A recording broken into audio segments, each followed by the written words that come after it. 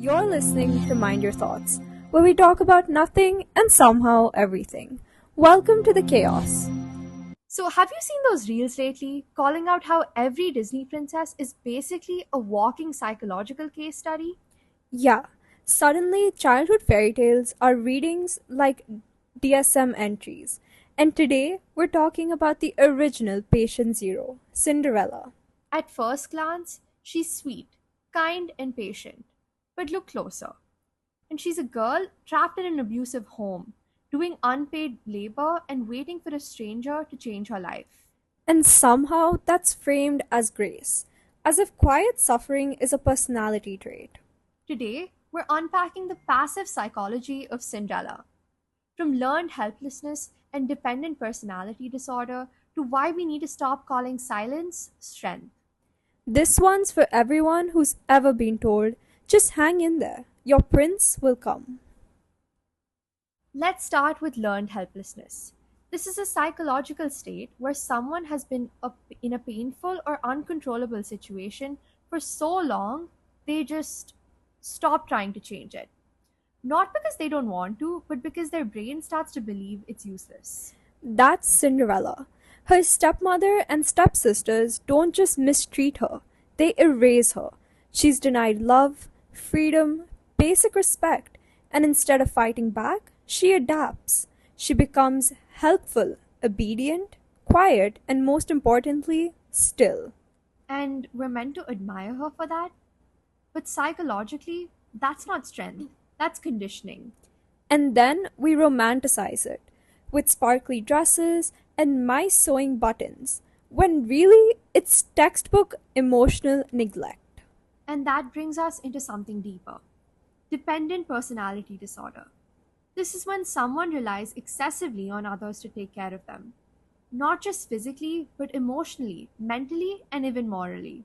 Cinderella doesn't take initiative. She doesn't make decisions for herself. She doesn't even imagine a life outside her stepfamily until someone shows up and tells her she can. And that someone is a fairy godmother. Literally magic. Like, not even a real person. She needs divine intervention just to get to a party. So now let's talk about delayed gratification. It's this idea that if you suffer now, if you work hard, or wait quietly, or stay disciplined, you'll be rewarded later. And in some areas, it's true, like saving money or training for a goal. But Cinderella turns that concept into something much darker: emotional suffering as a moral virtue. She endures cruelty, and not just for a week or a year, for her whole life. And when she finally gets a break, it's framed like, see, good things come to good girls. But here's the thing: her reward isn't self worth, it isn't freedom she earned through growth. It's being chosen by a man for being pretty and polite. And that's the story. That's the moral. If you tolerate enough pain, stay small enough, stay good enough, you'll be rescued. It's kind of wild that we watched this as kids and thought it was aspirational. Like, yes, clean that floor and emotionally suppress yourself. And speaking of rescue, we have to talk about the rescue fantasy.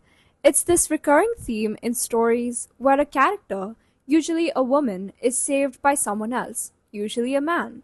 And that act of rescue becomes the turning point of her life. Cinderella doesn't build her way out.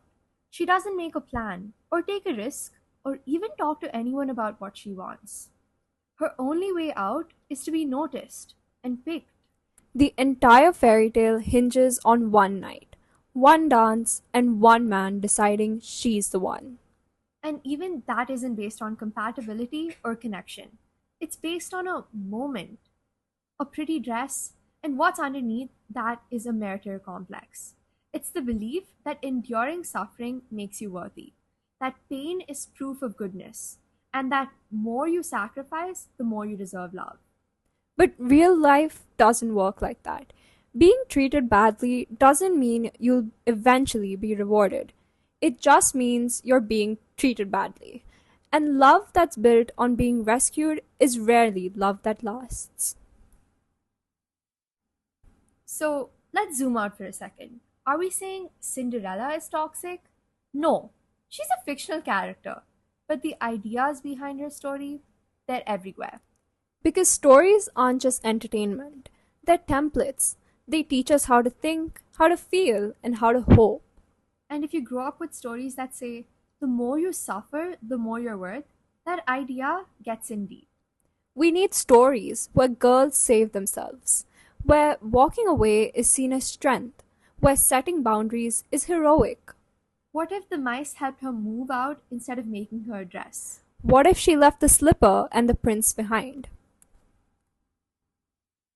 So the next time someone says, be patient like Cinderella, maybe ask, why should patience always come with pain? This has been Mind Your Thoughts, where we talk about nothing and somehow everything. And And as as always, always, please don't quote us, especially not in your everything happens for a reason phase.